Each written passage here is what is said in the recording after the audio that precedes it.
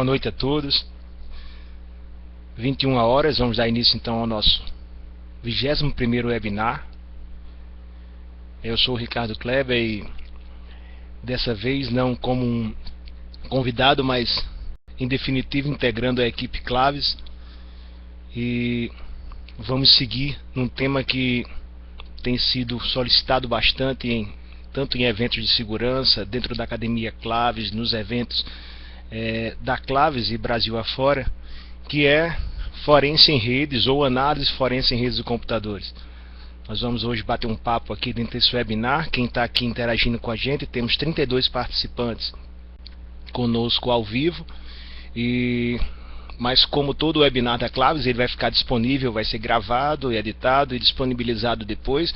Quem quiser depois colocar alguma informação, tirar alguma dúvida, os contatos estão aí no slide para vocês. Também os próprios slides vão estar disponíveis. Para esse webinar nós temos o apoio presencial do Marcelo Magina, encabeçando o grupo Claves lá no Rio. O Magina está aí, ok? E eu estou falando com vocês aqui direto de Natal, no Rio Grande do Norte, para a gente bater um papo nessa noite, pelo menos uma hora aí, conversar sobre análise forense em redes. Fique à vontade para interagir comigo. Temos o chat aí. Quem já conhece o esquema do Treinaton, que é o software que nós usamos para tanto nos webinars como nos treinamentos da Claves, é o Charles, do Rio Grande do Norte também. Oi, Charles, boa noite. Boa noite a todo o pessoal que está aí na escuta, ao vivo conosco. Então, o Treinaton, nós vamos usar basicamente só dois recursos, pelo tempo que temos disponível hoje à noite. Os slides, vocês vão acompanhar aí, e o chat. Eventualmente, se precisar colocar um link complementar, eu vou usar o Codebox, tá? Para escrever alguma coisa aqui para vocês, mas não vou disponibilizar, pelo menos nesse webinar, a minha tela, fazer atividades práticas, porque a ideia do webinar é ser bem rápido, bem objetivo, e uma característica é que a gente procure otimizar o tempo, ok? Então, vamos seguindo. O webinar 21, ele é um complemento, ele traz um assunto que nós já abordamos aqui. Passando aí o slide do Treinaton, eu acredito que a maioria já deve estar familiarizado com o ambiente do Treinaton, então usaremos aí embaixo os slides e o Codebox. Por isso nós não vamos nos detalhar aí nos demais detalhes, nas outras características no ambiente, tá? Bom, então me apresentando, para quem não me conhece ainda, eu sou Ricardo Kleber, sou professor do Instituto Federal do Rio Grande do Norte há 7 anos, trabalho na área de segurança da informação há 16 anos, e integro a equipe Claves há algum tempo como parceiro, e recentemente nós estamos num grande projeto aí. Eu estou assumindo as trilhas de forense computacional da Academia Claves, e temos também o projeto ainda esse ano de expandir as atividades presenciais do Grupo Claves para o Norte e Nordeste. Esse projeto já foi apresentado no último Segnifo. Então, além de instrutor, que eu já me encontro nessa condição junto com a Claves, nós teremos aí muitas novidades esse ano, com atividades presenciais, tanto na área de certificação, com treinamentos presenciais, mas também consultoria especializada, e na área de pentest para o Norte e Nordeste, tendo nossa base para essa expansão aqui em Natal. Sou professor também de pós-graduação, há 12 anos de curso na área de computação forense em algumas faculdades privadas do país, como a UniRN, a UNP, a Uninorte no Acre, a Estácio de Roraima. Alguns ex-alunos meus, inclusive, têm interagido conosco aí nos cursos da Claves. Minha formação, eu sou bacharel em Ciência de Computação, mestre em Engenharia Elétrica, e estou terminando meu doutorado na área de computação. Tirei recentemente as certificações CEH e CHFI.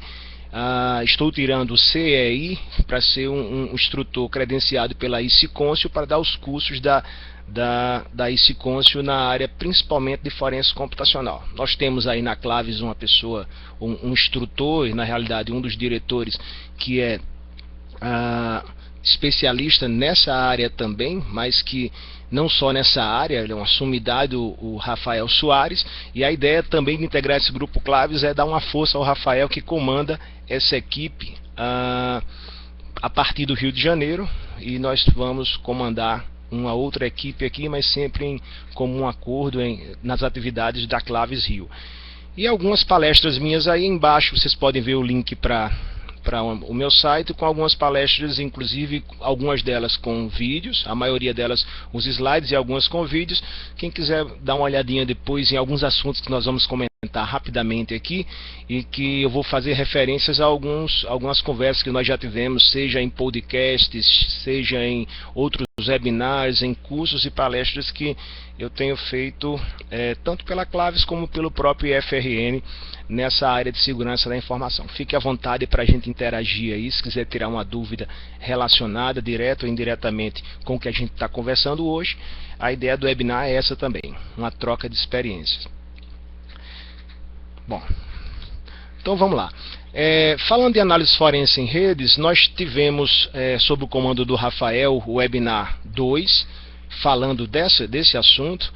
Depois nós tivemos o webinar 10, já foi comigo. E nós estamos agora no webinar 21, retornando ao tema, né? Nada de repetição, mas simplesmente porque o foco hoje de problemas relacionados ao uso das redes computadores, principalmente a internet, mas também as redes internas, e o tratamento adequado de fazer análise dentro desses ambientes tem sido uma área que tem demandado uma busca e uma capacitação técnica muito grande, interessante e diversificada. Por isso que a gente sempre tem que voltar para esse tema, sempre trazendo coisa nova.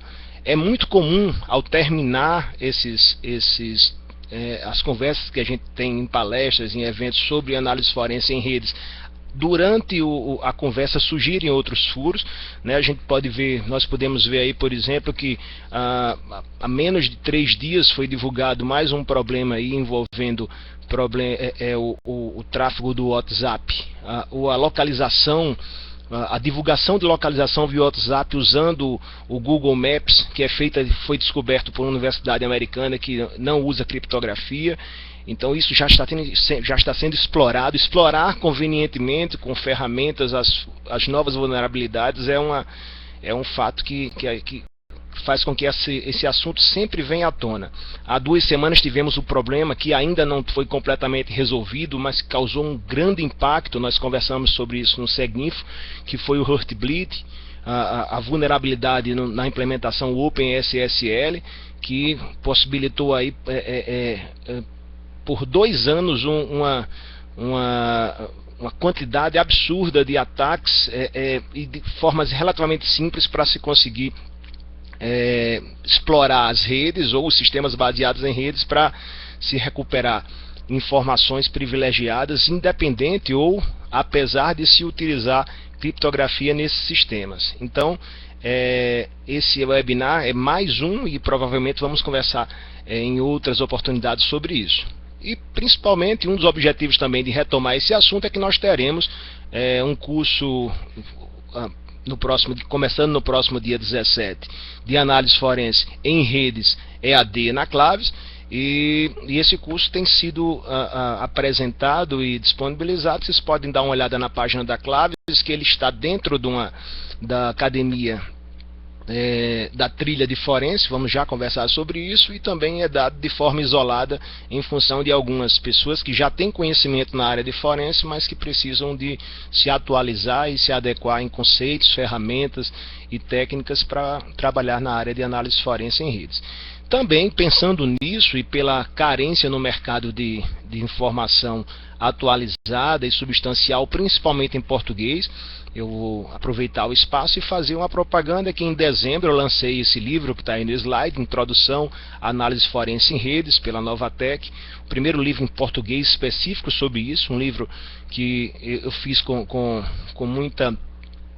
foi um desafio, mas ao mesmo tempo foi muito gratificante, porque deu para colocar nele muita coisa que se buscava, que se colocava como anotações e complementos nas aulas de perícia forense computacional em redes, nas palestras, e ele está bem estruturado de uma forma bem tranquila, até para quem não é da área, porque aborda a análise forense em redes desde a parte conceitual, técnicas e ferramentas, e alertando bem claro no início, como sempre fazemos quando falamos nessa área, para questões legais. Tem que ter muito cuidado quando se faz grampo, quando se fala em grampo, para não se empolgar com isso e infringir as leis, né? Isso aí já foi objeto de conversa nossa, nós não vamos abordar isso hoje, mas é importante também que se saiba que, ao se ter ferramentas que fazem grampos em redes, não lhe dá o direito também de utilizá-las em um ambiente não autorizado, tá? Então aí o livro Introdução à Análise Forense em Redes, que também vai ser utilizado ou já faz parte do kit do treinamento de análise forense em redes da Claves.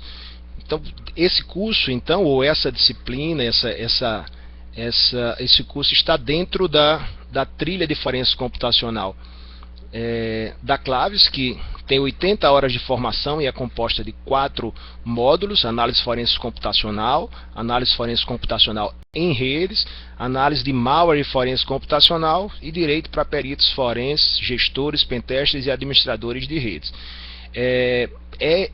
O conhecimento ou o material e as informações que são disponibilizadas e apresentadas nessa trilha da Claves, elas possibilitam ou dão toda a bagagem necessária para se tirar uma certificação que, na minha concepção, e também, claro, na concepção do DSIC e do DOD, o governo americano, tem se tornado um diferencial, que é a CHFI, a certificação do investigador forense. Buscava-se há muito tempo um diferencial, alguma coisa que pudesse validar ou tornar-se um diferencial de mercado para quem trabalha na área. E a certificação CHFI veio como essa, não é uma garantia, mas pelo menos um atestado de uma instituição, que é a Ecconcio, que tem acreditação internacional, para quem realmente está atualizado dentro da área de computação forense. Vale a pena. A versão 8 do CHFI está bem interessante, bem abrangente. São 150 questões para serem feitas em 4 horas. E a Claves, ela tem a honra de apresentar, de ser a primeira instituição no Brasil credenciada para ofertar essas turmas online. Nós voltaremos a falar sobre isso no finalzinho, tá? Vamos lá conversar um pouquinho mais sobre análise forense computacional em redes, que é o foco desse webinar. Pois bem, então só complementando aí as informações que eu dava agora há pouco sobre a próxima turma, dia 17, começa, são aos sábados, 17, 24 e 31 de maio, 7 de junho teremos a próxima turma Análise Forense em Redes EAD, são 18 horas, das 9 às 13h30, finalizando com a prova. Esse módulo pode ser feito de forma independente, como está sendo oferecido, ou dentro daquela trilha que nós apresentamos agora há pouco, das 4 disciplinas de formação da trilha de análise forense. O programa do curso dessa disciplina, e que nós vamos abordar parcialmente hoje, e deixar vocês à vontade se quiserem interagir com dúvidas a respeito, tanto técnicas como o contexto que vai ser abordado isso, ele envolve a parte inicial, os conceitos de redes de computadores com foco em segurança, nada muito detalhado, que não tenha a relação direta com a análise forense em redes. Ninguém vai utilizar, não temos tempo para isso, essa parte para conversar sobre toda a formação, as topologias de rede, o que envolve as redes de computadores, não.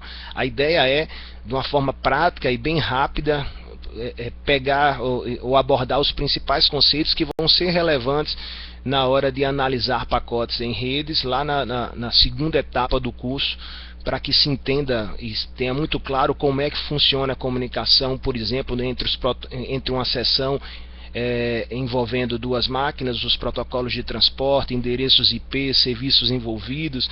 Então, para que a gente não chegue na parte de análise e tenha que estar conversando detalhadamente sobre os flags de cabeçalho e informações importantes, nós damos essa geral no início aí para quem tiver dúvidas ou para entrar no assunto de fato, que são as fragilidades dos protocolos da pilha TCP/IP. Se podemos definir qual o maior problema para quem tem dados trafegando em redes de computadores e, consequentemente, o ponto de entrada para se fazer análise em redes de computadores, sem dúvida, são as fragilidades dos protocolos envolvidos nesse transporte. Sempre vai haver um elo mais fraco.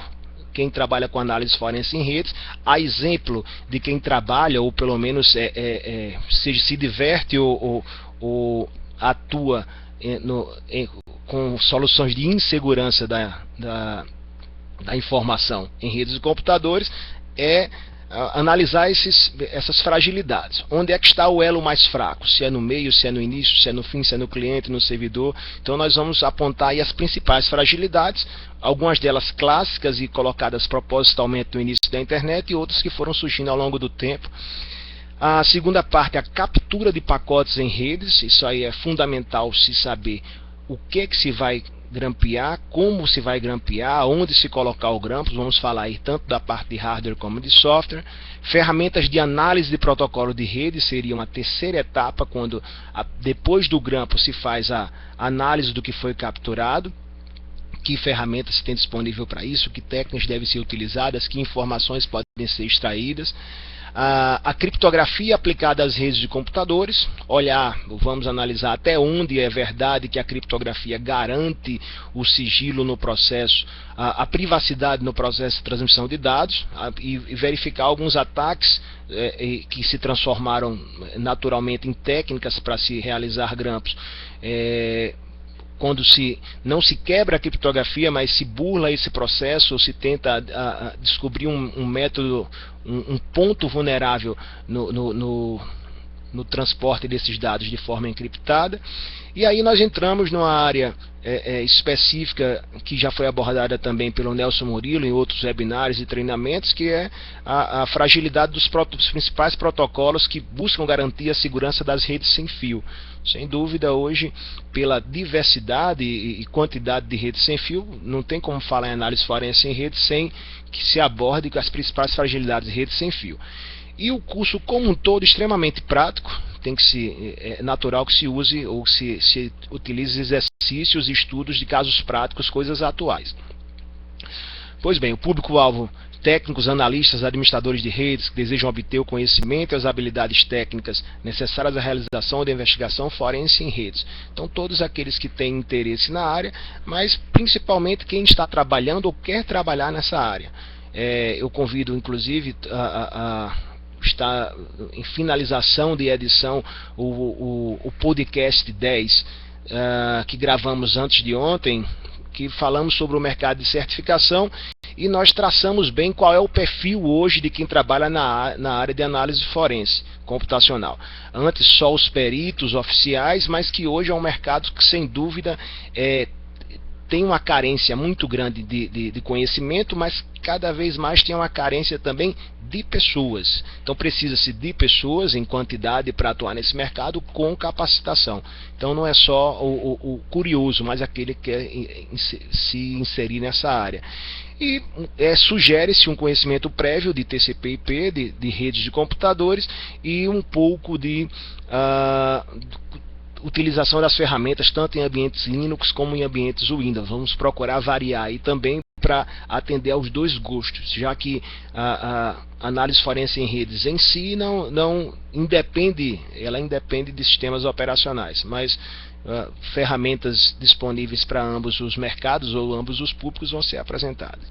E a ementa detalhada para a gente aí, as redes de computadores, o histórico, as camadas da pilha TCP/IP envolvidas ou importantes nesse processo, os principais protocolos de suporte, principalmente as camadas de rede de transporte, e principais protocolos da camada de aplicação.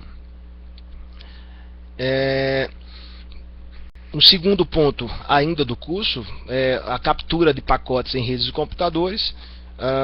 nós vamos dar uma geral aí na identificação do ponto de captura. Essa fase é bem interessante porque muito se tem nos livros a abordagem sobre que ferramenta utilizar, como é feito o grampo na parte lógica, mas é importante que se analise, e aí existe um cenário muito grande, vamos já conversar um pouquinho sobre isso aí, de onde colocar fisicamente esse grampo. Então existe, dependendo de onde está a origem e o destino no processo de comunicação, uma variedade muito grande de ativos de redes, de tipos de redes, e em determinado ponto o desafio é descobrir em que ponto essa rede estaria ou mais vulnerável para se aplicar esse grampo.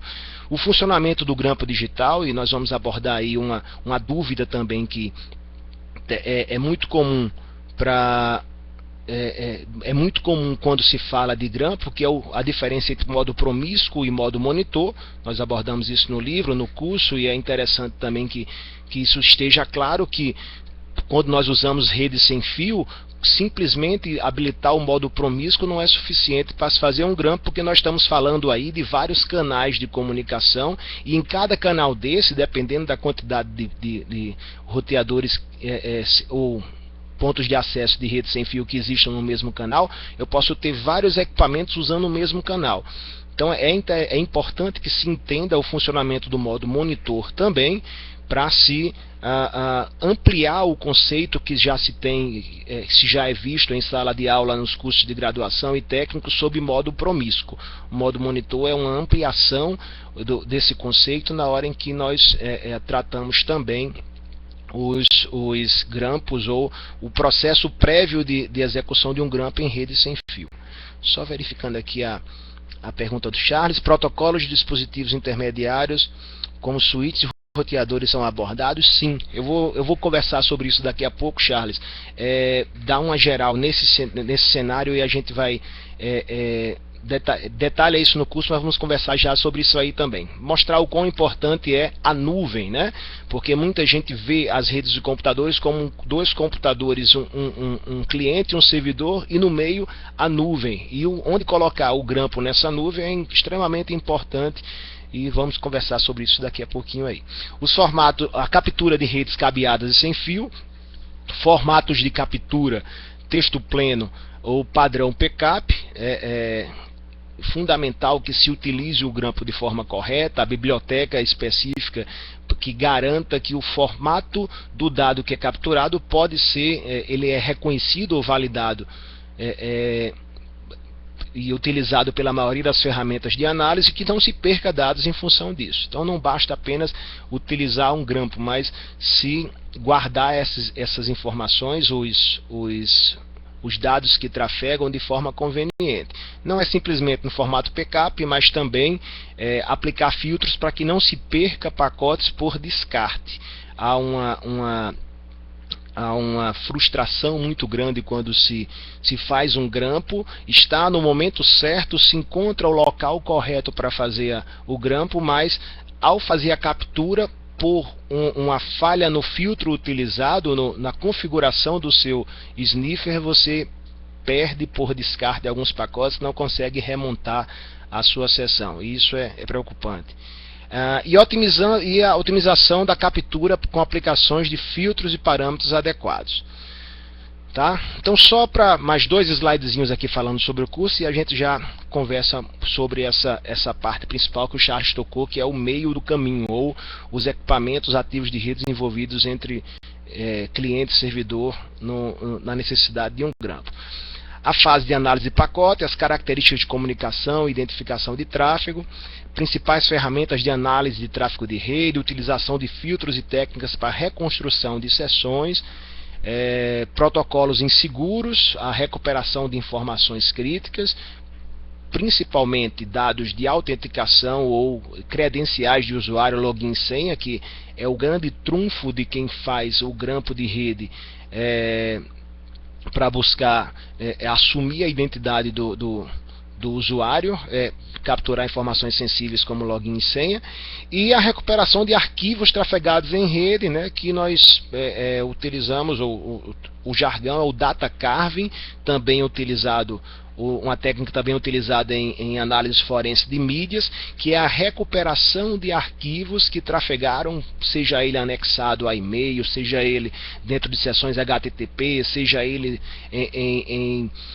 compartilhado via torrent, mas a possibilidade de se remontar ou se reconstituir arquivos que trafegaram em redes de computadores no processo de caving. E finalizando a ementa ainda, a criptografia aplicada aos protocolos de rede, e aí nós vamos focar principalmente nos processos ou nos processos de comunicação que utilizam criptografia, que tem vulnerabilidades. Como é que se explora esse tipo de vulnerabilidade? Falando de web WPA, por exemplo, há um entendimento por boa parte dos utilizadores de ferramentas prontas de que só se é possível ter acesso a informações dentro de sessões que utilizam criptografia em camada de enlace em rede sem fio, se tiver acesso a senha antes do tráfego ser feito. Ou seja, que é necessário haver a quebra da chave, a descoberta de uma chave web ou WPA, para que depois disso se faça um grampo e se tenha acesso aos dados que passaram por aquela sessão. Nós abordamos aí, ou mostramos que também com ferramentas específicas é possível, a partir de um grampo feito há algum tempo, há um ano atrás, há 6 meses atrás, há um período atrás, uma vez descoberta a senha que era utilizada naquele período, pode-se aplicar sobre o tráfego que foi capturado anteriormente e se descobrir também as informações que trafegam nas camadas superiores. Então a gente vai profundamente também nessa linha aí. Tá? E finaliza mostrando os frameworks, a priori o Wireshark e o Explico, e alguns estudos de caso para tornar a prática mais interessante, né? Não ficar só na parte conceitual, e isso não é o objetivo. Pois bem, então vamos a falar de análise forense em redes e dar um complemento ao que a gente já começou a conversar aqui. É importante que a gente perceba e consiga identificar que existem 3 fases bem distintas quando se fala de análise forense em redes. Uma fase fundamental e muito crítica, que é a instalação adequada do grampo, saber exatamente aonde se vai colocar isso aí, o que o Charles colocava agora há pouco e que a gente vai conversar um pouquinho aqui agora. Em seguida, depois de instalado o grampo, a captura adequada do tráfego, que é para usar os parâmetros adequados e as ferramentas e técnicas adequadas para fazer a captura, e finalizar com a análise adequada dos dados. São 3 processos bem distintos. Eu diria que, fazendo um comparativo com a análise forense de mídias, que é um assunto que já é um pouco mais batido e já existe mais material, o processo de coleta e captura e a preservação de dados é uma das fases, a duplicação pericial é outra, e a análise seria uma terceira etapa, fazendo esse comparativo em as 3 principais etapas de análise forense em mídias. A análise forense em rede tem então essas 3 principais etapas: instalar o grampo de forma adequada, capturar o tráfego de forma adequada e analisar os dados de forma adequada. Somente seguindo esse processo de forma bem racional e metódica, utilizando as técnicas e ferramentas corretas, é que nós podemos dizer que estamos tratando a informação adequadamente, fazendo uma análise forense em rede adequada. E algumas técnicas e informações complementares são fundamentais. Essas técnicas permeiam, elas cercam aí todas as três fases. Por exemplo, em alguma fase eu posso ter uma dificuldade em função de uma particularidade do equipamento na hora da instalação.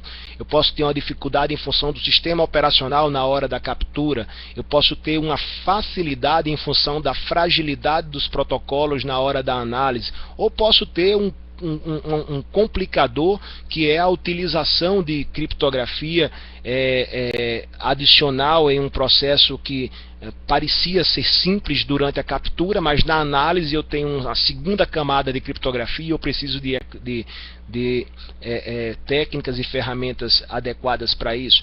Então é importante que esteja claro os três momentos distintos na análise forense computacional, mas que também se tenha a ideia do processo como um todo para se aplicar a solução ou a técnica adequada no momento certo. Isso aí envolve também informações atualizadas sobre fragilidades, né? Por exemplo, se você está no meio de um processo de captura de dados e percebe através das suas listas de discussão ou do seu grupo de pentesters ou de analistas que trabalham junto contigo, que surgiu uma nova vulnerabilidade em um determinado serviço ou uma nova funcionalidade foi aplicada, foi disponibilizada na ferramenta de captura, isso deve ser utilizado imediatamente. Estar contextualizado, estar atualizado é fundamental, não basta que se faça um curso de análise forense em redes, se tenha um sniffer de preferência, se utilize por padrão ou por conveniência uma ou duas técnicas de instalação de grampo e se utilize uma única ferramenta de análise para se dizer que está pronto para fazer análise forense. É um processo contínuo, é um processo que necessita de atualização contínua, por isso as técnicas e informações complementares são fundamentais. Então vamos dar uma conversada nesse primeiro momento, falar sobre a instalação do grampo. Então perceba nesse cenário aí no slide que não é um cenário complexo, mas mesmo sendo simples, ele já traz um conjunto de ativos de rede ou de componentes entre uma origem e destino, seria o cliente ou servidor, que consequentemente pode nos dar até mais de uma opção para se implantar o grampo. O que é que nós queremos sempre no processo, repetindo o que nós já conversamos aqui, e isso é uma máxima da segurança bastante utilizada ou bastante repetida quando se fala em análise forense em redes, que é onde está o elo mais fraco. Para que se atacar diretamente a criptografia? Para que se atacar diretamente um firewall bem configurado? Se existe um ponto vulnerável, por exemplo, fisicamente em uma sala, em um cabo por onde sai do firewall e chega até um switch de borda. É exatamente aí que a gente precisa considerar todos os cenários. O Natan pergunta se será abordada análise em ambiente VoIP. Sim. Parcialmente, nós vamos conversar sobre grampo e decodificação de tráfego SIP e RTP, que são os mais utilizados hoje em VoIP. Só não abordaremos grampos e análise de tráfego Skype, porque apesar de já haver ferramentas que fazem o carving em Skype na própria máquina, algumas delas, por exemplo, utilizadas pela Polícia Federal, e que desde 2012 foi apresentado por um grupo em um congresso em Berlim, um grupo denominado Grupo de Engenharia Reversa do Skype. Apresentaram o coração da criptografia utilizada no Skype. Como isso ainda não resultou numa ferramenta e técnicas bem fundamentadas, nós não vamos abordar, o Natan, a análise, a captura ou grampo em Skype, mas em VoIP sim, até porque hoje o VoIP tem sido utilizado na maioria das soluções corporativas que não querem utilizar o Skype. Então quem quer ter o seu próprio sistema de telefonia VoIP interno para gravar suas chamadas, organizar suas centrais telefônicas VoIP, o governo federal, as empresas têm optado por isso, usa por padrão os protocolos SIP para sinalização e RTP para transporte, e nós vamos tratar sim isso também no curso, tá? Então vamos lá, eu vou só adiantar aqui um slidezinho para mostrar esse mesmo cenário, que a gente identifique aí a máquina à esquerda é o nosso cliente, tá?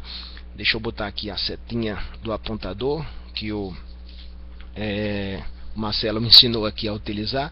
Vocês estão vendo aí o meu ponteiro do mouse na tela, não é isso? Ok? Então aqui à esquerda eu tenho o cliente. tá? Então, supondo que esse cliente vem fazer uma conexão nesse servidor que está aqui. Observe que no meio do caminho aqui, eu tenho, do lado do cliente, conectado diretamente a ele, um switch, ou um hub, né? Hoje muito mais switch do que hub. E conectado também ao servidor, eu tenho um outro switch, ou um hub, provavelmente um switch. E no meio do caminho eu tenho o que nós convencionamos aí, esquecemos e ignoramos, que é a nuvem, a internet ou a rede que interliga eles. Observe que nessas redes eu tenho vários roteadores, eu posso ter aí backbones de operadoras diferentes. Dentro desses backbones eu posso ter ligações diretas entre os roteadores ou parcialmente ligados, tendo que fazer um percurso maior para chegar até o destino. O fato é que se eu puder, se eu quiser considerar pontos relevantes a serem analisados para se buscar um grampo, olha só a quantidade de setinhas vermelhas que eu tenho aí. Eu deixei de fora os dois pontos em verde aí, o próprio cliente e o próprio servidor, porque nós estamos nesse momento desconsiderando que colocar um grampo no próprio cliente e no próprio servidor é análise forense em redes. Isso aí passa muito mais por técnicas de implantar keyloggers ou botar um sniffer no cliente ou no próprio servidor. Nós estamos desconsiderando. Embora isso também possa ser considerado na hora de uma análise forense, quando todo o ambiente intermediário está protegido. Mas observe aí, eu saio do cliente, a informação trafega por cabos de pá trançado, provavelmente, até chegar no switch. Eu posso, nesse ponto aí, colocar um equipamento intermediário e fazer o grampo. Só falando da parte física, tá? Visualmente isso não é interessante, eu tenho o próprio switch. Se eu tenho acesso físico a esse switch, eu posso usar a característica de porta de espelhamento ou mirror port desse switch para fazer um tap e implantar o grampo diretamente no switch, espelhando a porta. Se eu não tenho acesso ao switch, saindo do switch ele tem um cabinho aqui que vai levar ele até o roteador da instituição, da empresa, ou um roteador ADSL no hotel, no ambiente onde está sendo grampeado.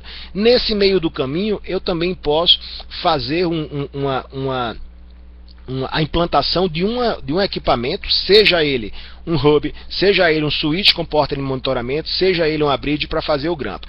Então, seguindo aqui, eu chego no roteador do backbone. Aí você pode dizer, não, peraí, Ricardo, será que eu posso fazer um grampo dentro de uma operadora, de um backbone, de um provedor de serviço? Ora, se você tem autorização judicial para isso, se você tem o acesso até esse provedor, não só pode como deve. É um ambiente onde o tráfego está passando, com certeza, é o provedor daquele usuário, e onde você tem chegando física e logicamente os dados do equipamento que está sendo monitorado. Isso pode ser no backbone ou na operadora, no provedor do cliente, um intermediário ou no destino.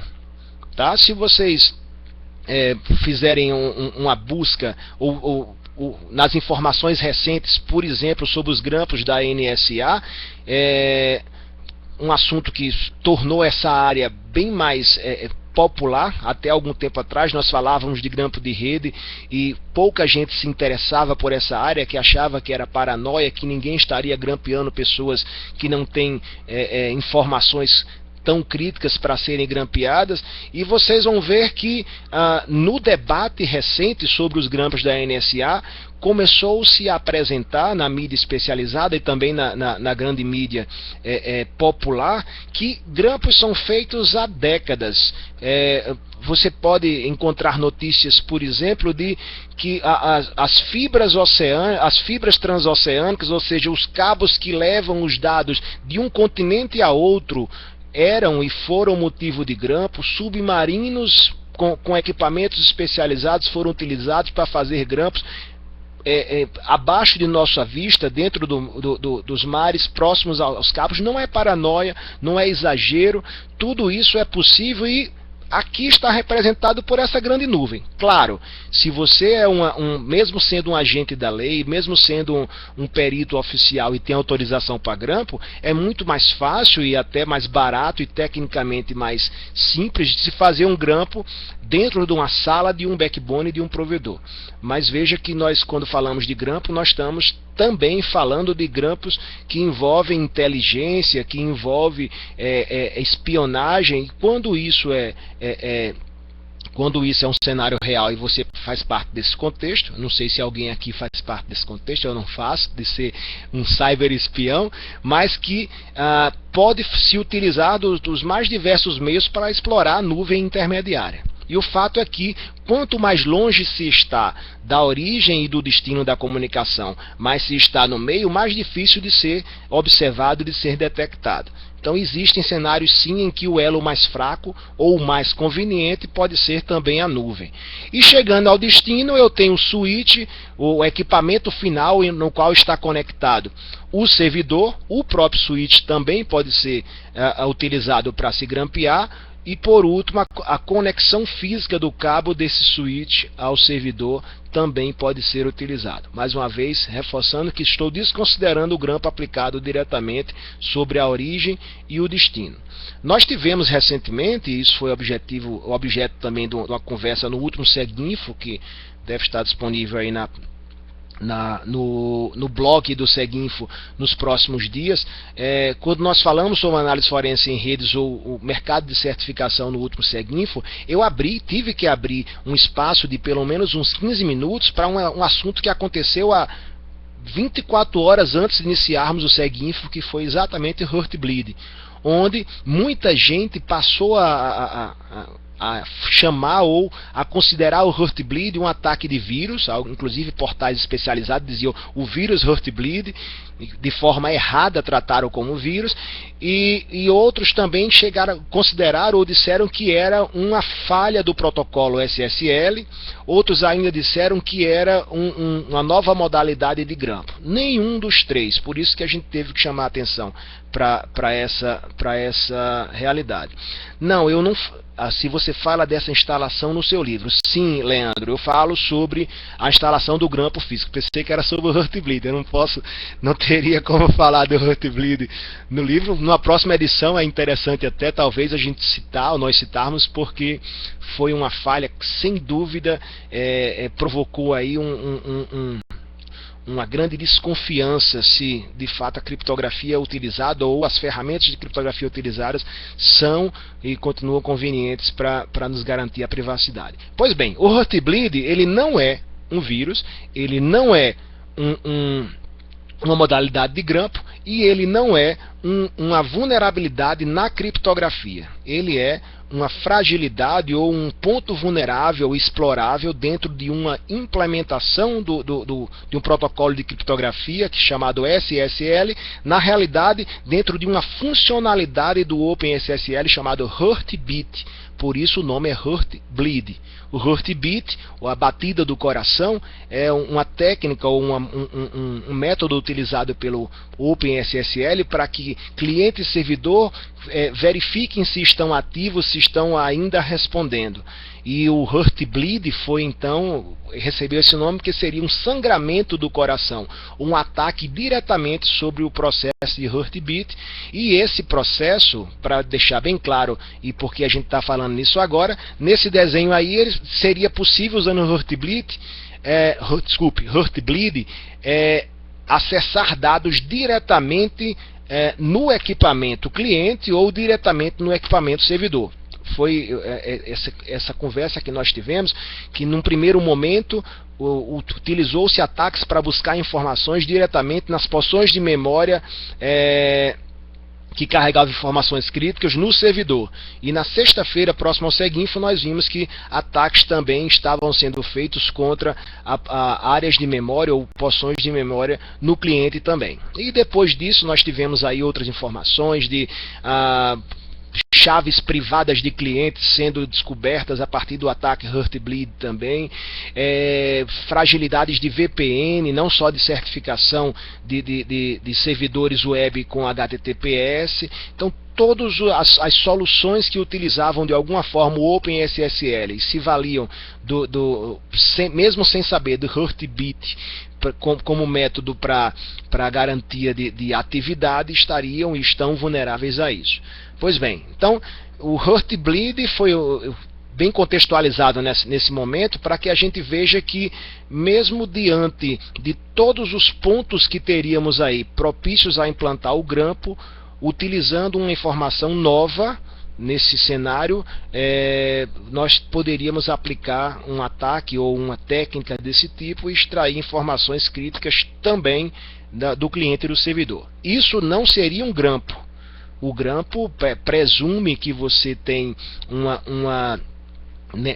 no meio do caminho entre cliente e servidor, um ponto em que você captura tudo o que está passando. E o Heartbleed, ele é um ataque que ele busca porções de memória e que ele não pega continuamente tráfego que está passando entre cliente e servidor. Por isso não podemos considerá-lo um grampo, ok? Mais informações sobre isso tem lá no Seguinfo, na palestra do Seguinfo e na mídia especializada aí nos últimos dias. E se quiser conversar um pouco sobre isso também, quiser deixar alguma pergunta, a gente conversa, já que o Heartbleed foi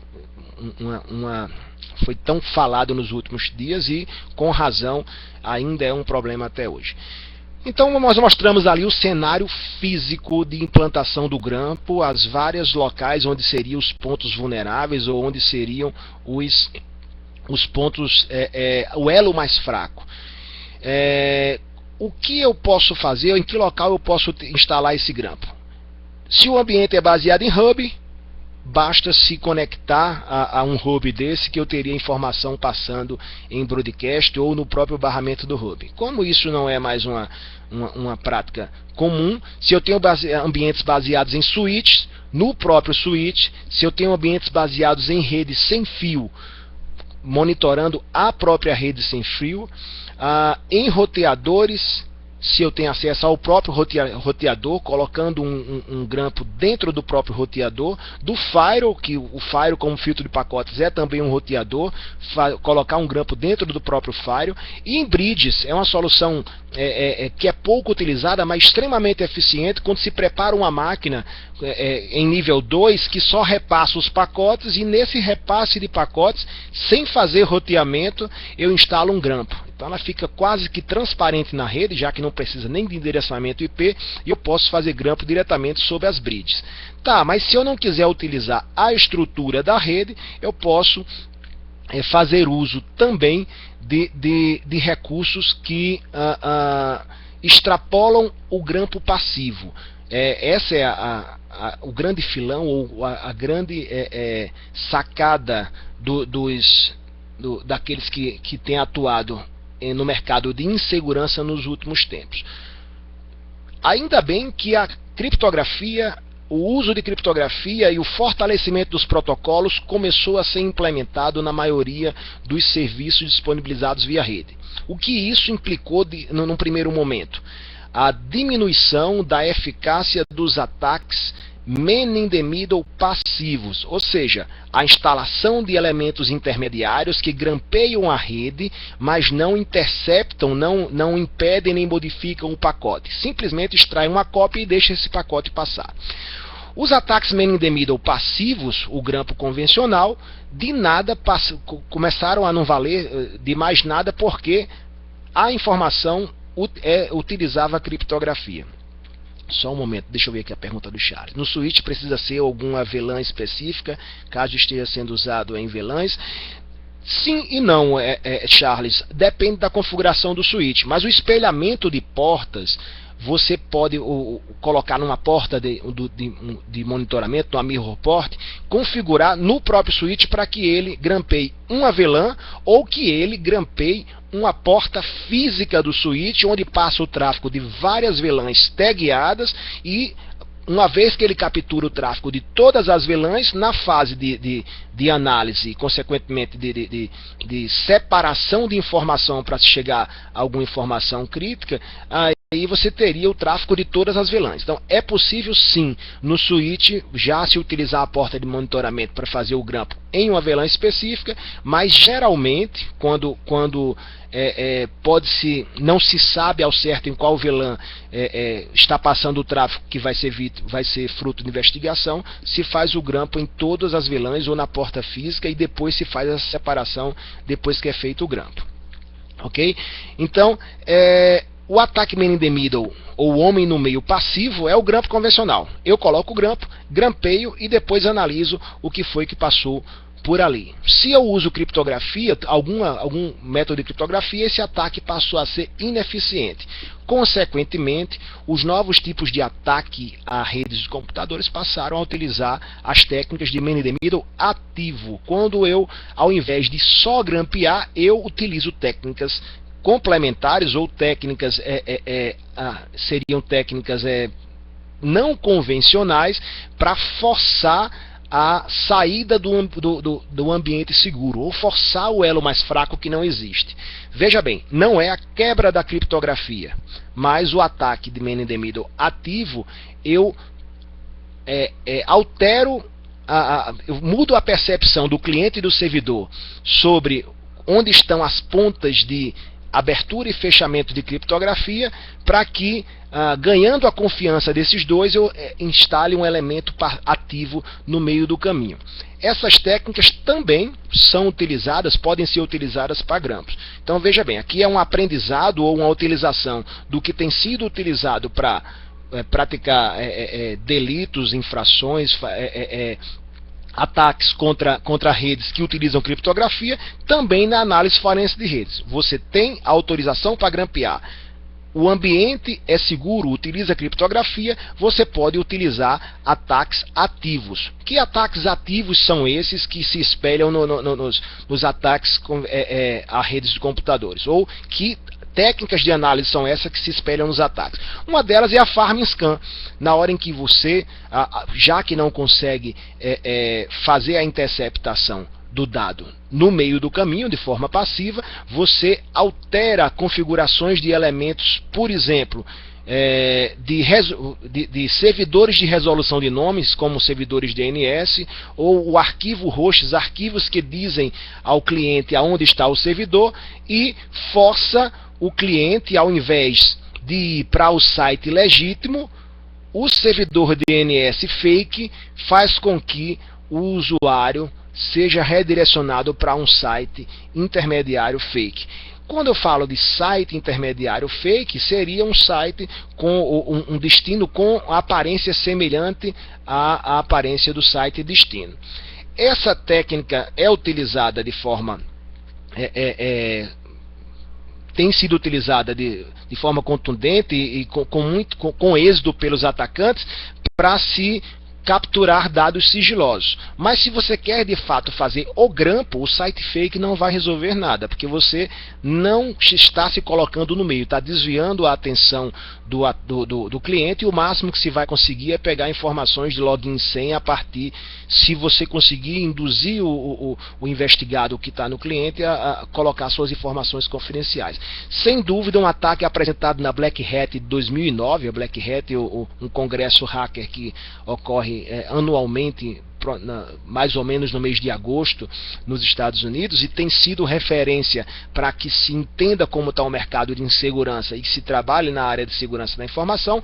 Sem dúvida, é o SSL Stripping. Aqui sim, um dos principais ataques ativos de grampo de rede, onde um elemento é colocado entre origem e destino, e em linhas gerais esse ataque faz de fato e que pode ser utilizado para análise forense de rede é fazer com que o cliente confie nesse elemento intermediário como se fosse o servidor, e fazer com que o servidor confie nesse elemento intermediário como se fosse cliente. Então a chave do SSL Stripping ele não quebra a criptografia, ele transforma um túnel em dois, onde no meio do caminho, abrindo e fechando os dois túneis com o cliente e com o servidor, existe um equipamento que vai na hora da abertura, interceptar essa informação e abrir o pacote antes de novamente fechá-la e colocar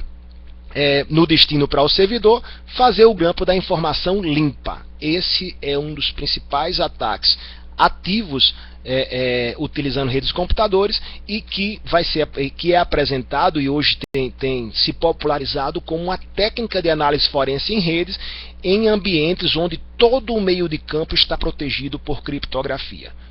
Veja bem, tendo autorização judicial, autorização legal para o grampo e utilizando as técnicas de grampo passivo, apesar de tudo isso não se consegue o êxito, pode-se utilizar também as técnicas de grampo ativo. Pois bem, então o que seriam as técnicas avançadas? Seria as técnicas para instalar os grampos em qualquer tipo de rede usando hubs entre origem e destino, em qualquer tipo de rede usando switches entre origem e destino, em qualquer tipo de rede usando bridges entre origem e destino e ainda utilizando roteadores wireless falsos. Quando se faz um ataque ativo, independe quais são os equipamentos que existem no meio do caminho. Basta-se agora descobrir um ponto onde se tem acesso a duas conexões em dois ativos de rede e nesse meio do caminho colocar o grampo utilizando técnicas, por exemplo, como SSL stripping, para se fazer não a interceptação, mas de fato o ataque ativo, fazendo-se passar por servidor por cliente e fazendo-se passar por cliente por servidor. Tecnicamente, esse ataque, se for implementado do zero, é um ataque que poderia ser difícil. O que causa mais desconforto no mercado ou na área de segurança é que o SSL Strip, como foi apresentado em 2009, ele é extremamente simples. Já existem ferramentas que fazem isso com uma rapidez incrível, de uma forma extremamente profissional e com êxito na grande maioria dos casos. Eu aproveito para... Vocês não colocaram essa dúvida aqui, mas foi uma dúvida que foi colocada no seguinte. Eu vou repetir aqui a dúvida e também a resposta. Mas quando se usa SSL stripping, por exemplo, entre um cliente e um servidor HTTPS, não vai acontecer para o cliente uma informação no seu browser, por exemplo, que o certificado agora que está sendo utilizado ele não foi validado? Sim. E isso não seria um motivo para que o cliente desconfiasse que havia um ataque de SSL strip ou que o servidor que ele está conectando não é mais o servidor original? Sim. Mas isso num cenário ideal. Por que é que a técnica de SSL strip tem tanto sucesso? Porque, infelizmente, nós temos nos acostumado a ver os principais serviços, os servidores web que utilizam HTTPS criarem os seus próprios certificados e validarem os seus próprios certificados sem usar instituições certificadoras ou sem utilizar os cartórios digitais, sem utilizar uma estrutura de chaves para validar esse site. O que é que hoje o suporte de uma boa parte dos serviços que usa HTTPS informa ao cliente que tem a informação de que o certificado não foi validado? Aceite, porque isso aí é uma besteira do seu sistema, é uma besteira do seu browser. Então, onde é o elo mais fraco aí? A conscientização de quem implementa soluções de HTTPS e, consequentemente, a fragilidade do conhecimento dos clientes que estão utilizando isso porque confiam nos seus suportes. Um problema a ser considerado e ser atacado, agora que nós temos esse ataque tão comum, feito de forma tão normal, simples e rápida. Falando então eu me detive mais na parte de interceptação ou de implantação do grampo porque eu considero a parte mais crítica. Vamos agora, para finalizar esse bate-papo aqui, conversar um pouquinho sobre como deve ser feito a captura, o grampo em si, né, uma vez escolhido o local. A captura consiste na interceptação dos pacotes e no filtro adequado para se identificar ou se informar a origem, destino, protocolos, serviços, conteúdos que são envolvidos no processo de grampo. Ok, eu tenho local físico para fazer o grampo. o que é que eu devo fazer agora para grampear somente um cliente ou somente um usuário que está numa rede com centenas de usuários? Eu preciso fazer um filtro na minha ferramenta de grampo, informando pelo menos o endereço IP dessa máquina para evitar que nesse grampo também sejam capturados pacotes de outras máquinas que não estão sob investigação. Eventualmente, quando não se conhece quem é a máquina que está sendo feito o grampo, pode-se fazer filtro também por serviço. Sabe-se que o que se está investigando é um tráfego web. Então pode-se fazer o grampo somente nas portas que utilizam HTTP ou HTTPS, e assim também você diminui o tamanho dos arquivos de captura. Imagina um grampo durante todo um dia numa LAN house. Qual o tamanho que vai ficar o arquivo PCAP? Esse é o formato adequado ou padrão utilizado pelos grampos. Imagina aí gigabytes, terabytes de arquivos, quando na realidade bastaria, se fizesse uma filtragem correta, identificar quem é a origem, quem é o destino e que protocolo é envolvido. Então isso é extremamente fundamental, é importante na hora de fazer um filtro. Só um momento aqui para ver a pergunta do Bruno Romero. Sem contar que o cliente leigo não leva esse erro em consideração antes de acessar. Pois é, Bruno, ele não só não leva, e quando ele se preocupa, infelizmente, isso não é um cenário só no Brasil, isso é um cenário mundial, infelizmente, é que ele é orientado pelo suporte do seu serviço de simplesmente validar aquela informação que o browser está fazendo de forma conveniente e correta. O seu certificado não está validado. Ora, a instituição não quer pagar não quer comprar um certificado, ele próprio autentica o seu certificado e orienta o seu cliente a fazer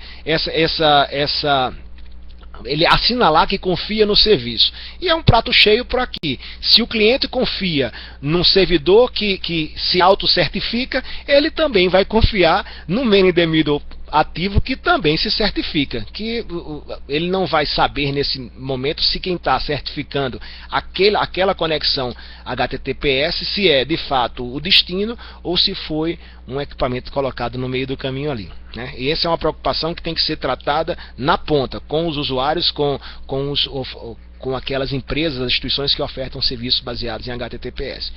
Valorizar a certificação digital, valorizar a certificação de páginas HTTPS, sem dúvida. Isso, eles não possuem o hábito de ler mensagem. Quando lê e se assusta, o suporte diz: não se preocupe que está tudo sob controle, não é isso? E ainda, finalizando a parte de captura do tráfego, a limitação principal é a ausência de criptografia ou criptografia fraca. Não adianta grampear um tráfego se a criptografia é forte, vírgula. Se por um acaso, e é isso que eu falei que nós tratamos quando falamos mais detalhadamente de exploração de ataques à rede sem fio ou exploração de análise de redes de tráfego em rede sem fio, quando você tem um grampo de um tráfego que é encriptado em nível de enlace, por exemplo, usando o EP ou WPA, você pode sim grampear esse tráfego, guardar essa informação e depois, utilizando outras técnicas, por exemplo, fazendo consultas ao ambiente, ao provedor, ao estabelecimento que colocou aquela chave web WPA, você tem a chave que encriptou em nível de enlace a informação que foi capturada.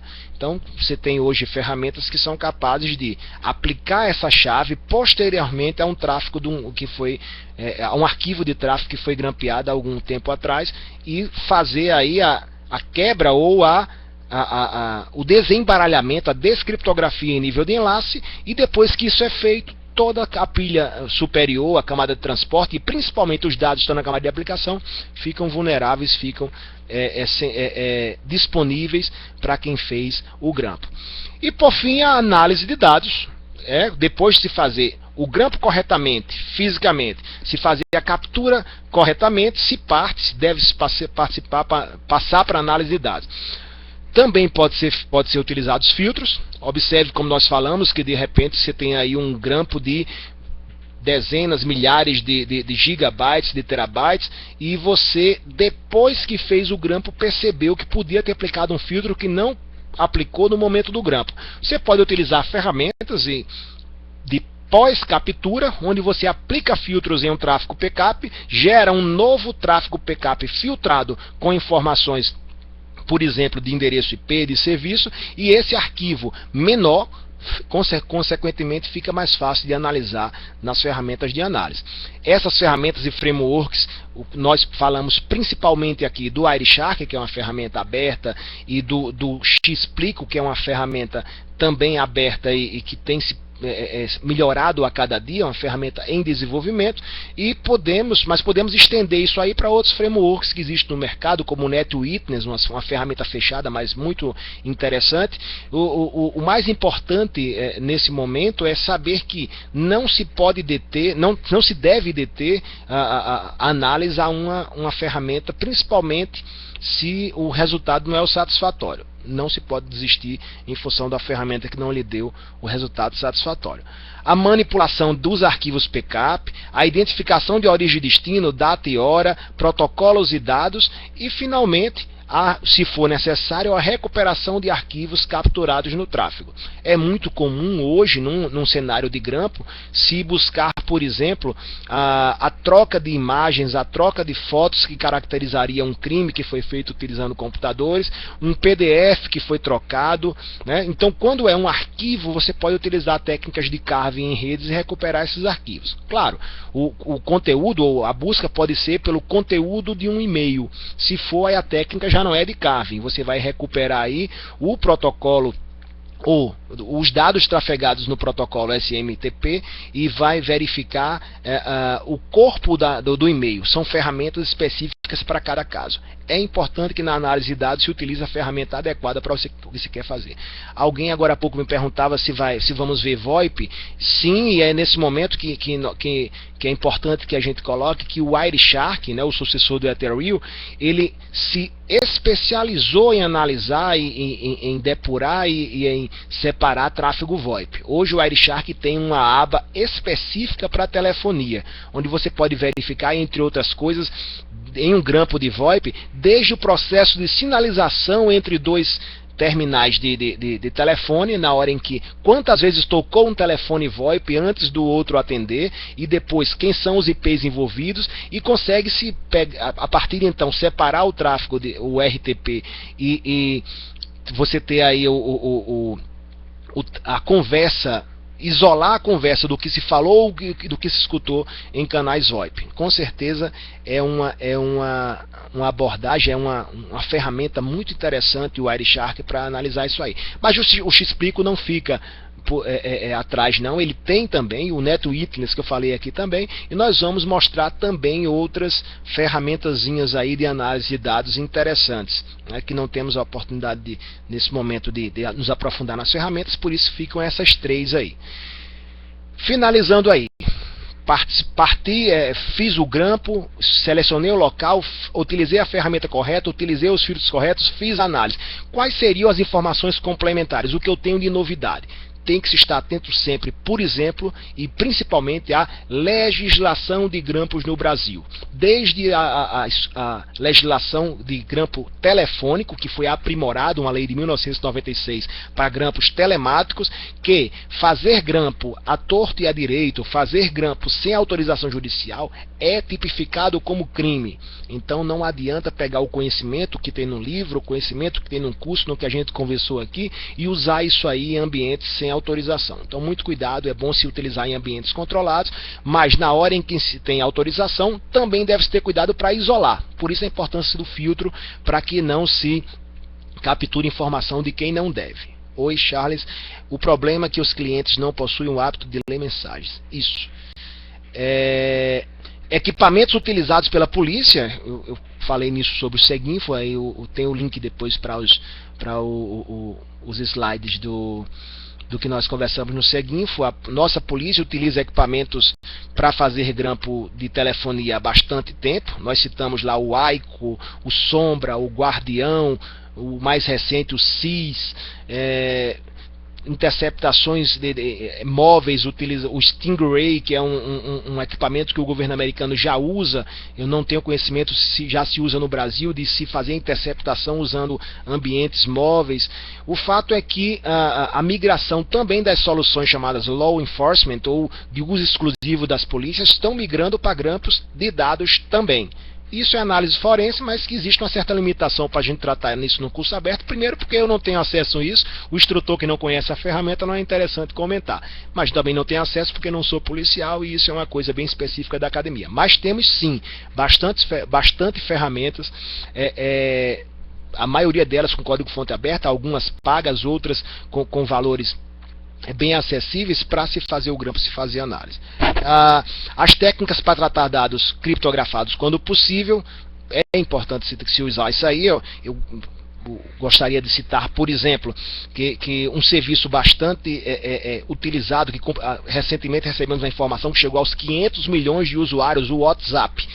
Quase todo mundo hoje que fala em grampo, a primeira pergunta é: posso grampear o WhatsApp? Essa é uma pergunta que é feita desde quando o serviço surgiu. Como todo serviço privado que não tem o código-fonte aberto, como Skype também, ele faz a sua segurança por obscuridade. Ou seja, se existem pontos vulneráveis, não estão explícitos num código disponível para todo mundo. Mas mesmo assim, utilizando engenharia reversa, são descobertos constantemente pontos, elos mais fracos também nesses softwares privados. E isso foi tem sido visto também no WhatsApp. Como eu falei agora há pouco, há 3 dias atrás, no dia 20 de abril último, foi apresentado que, embora o WhatsApp tenha passado a utilizar a criptografia no seu processo de comunicação, na hora em que ele faz a consulta ao sistema de GPS do Google, ao Google Maps, ele não usa criptografia. E hoje isso foi um prato cheio para se fazer grampos e se descobrir a localização de pessoas que estão usando o WhatsApp. Por quê? Porque naquele processo não se usa criptografia. Volto ao que conversamos desde o início. Esse é o elo mais fraco. Algum tempo atrás, quando o WhatsApp não usava criptografia e se atentou que ele iria perder seus clientes na hora em que se descobrisse o quão vulnerável se estava quando se faz um grampo numa comunicação WhatsApp, e não digo usando redes 3G, mas usando redes Wi-Fi, o que é muito comum, era possível se reconstituir toda a sessão do que se estava conversando, pois o fato é que o WhatsApp em seguida passou a encriptar as suas mensagens.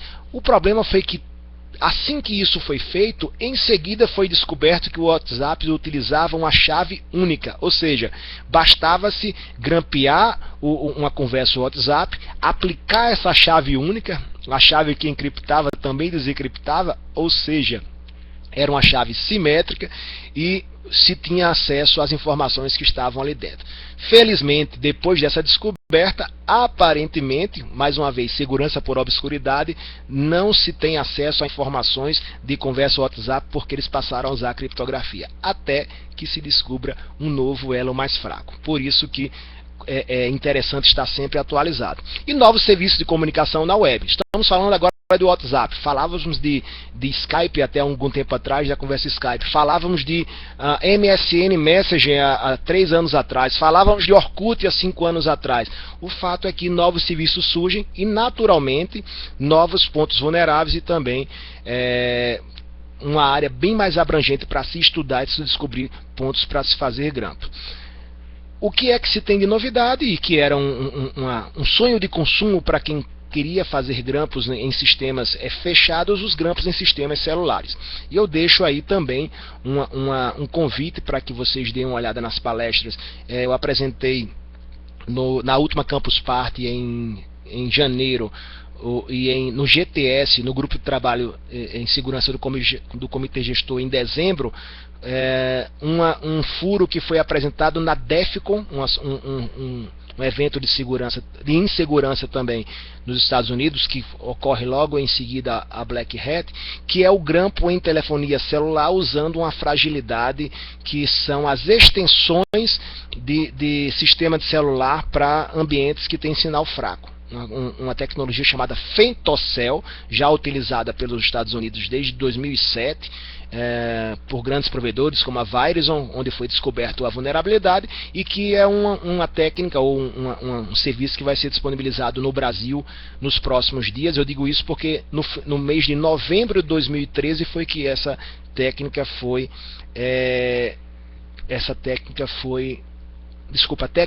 esse serviço foi autorizado pela Anatel para ser utilizado no Brasil. Então, quando vocês escutarem alguma coisa como Fentocell e ou com um nome comercial Network Extender, extensões de rede de telefonia celular para ambientes que não têm torre de telefonia, esse equipamento já está sendo motivo de contestação de uso nos Estados Unidos, porque foram descobertas algumas vulnerabilidades que é possível grampear também o sistema de telefonia celular, o elo mais fraco. Bom, para finalizar, uma pergunta natural: como é que eu atuo na área de análise forense em redes? Você pode esperar cair na sua mão ou cair no seu colo um convite para ser um perito ad hoc, um convite para participar de uma perícia ou assistente de perícia em alguma situação, mas se quer um conselho, é fundamental que se busque hoje a capacitação e a certificação, não tem como fugir disso. Eu diria que nós vivemos um momento em que o analista forense computacional está sendo reconhecido, valorizado, mas também está sendo cobrado. É necessário se preparar para essa área? Sim. Está constantemente atualizado, não passa somente pela academia. É fundamental que se tenha um curso superior, é importante que se diga que para ser perito oficial hoje, seja federal ou seja estadual, o primeiro pré-requisito é ter curso superior na área, e o segundo é, isso por lei, se ter conhecimento da área. Como isso ficou subjetivo, tem sido maquiado ou tem sido utilizado somente o recurso a condição de ter um curso superior. Não tenha dúvida de que a capacitação, a certificação vai ser um item fundamental e complementar para se ter peritos oficiais, assistentes de perícia, pessoas que trabalham profissionalmente na área de análise forense.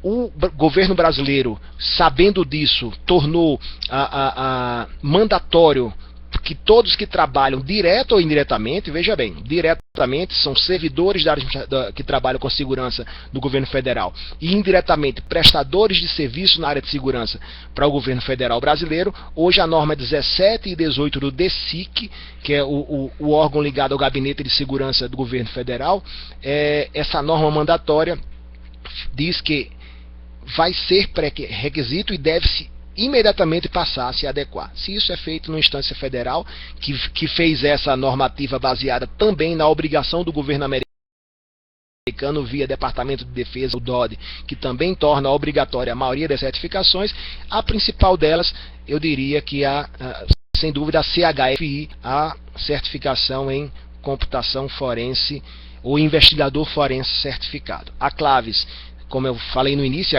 agora para finalizar esse bate-papo, é importante que a gente diga isso, que foi um esforço que começa a colher os frutos agora por uma grande parceria com a Icicôncio. A Claves já dava cursos presenciais e oferecia a prova de certificação HFI.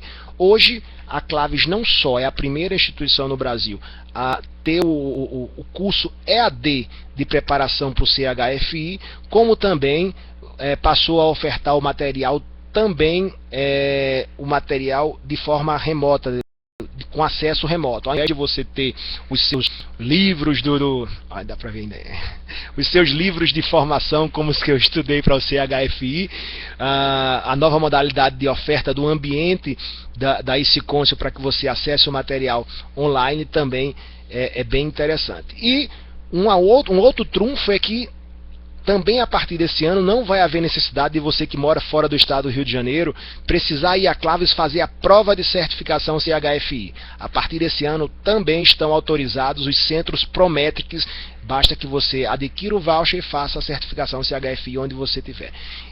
E a recomendação é essa, que se faça uma preparação, que se o processo de treinamento para a certificação, e aí utilizando o curso EAD, você não tem a despesa de deslocamento, e utilizando o voucher faz a certificação Prometrics e vem ser um investigador forense certificado também. Tá? É importante que a gente coloque isso não só por estarmos no ambiente da Claves, mas também porque é uma realidade. Certificação e capacitação são fundamentais nessa área. Eu finalizo aí com essa matéria que saiu na semana passada, no dia 10 de abril, semana atrasada. A busca por segurança fez surgir um novo profissional especializado no rastreamento de crimes e na identificação de seus autores, conhecido como perito digital ou perito forense computacional. É esse mercado que eu sou fascinado por ele, tanto trabalhei por tanto tempo nele enquanto Security Officer de instituições, fazendo pentests, fazendo análise a convite de órgãos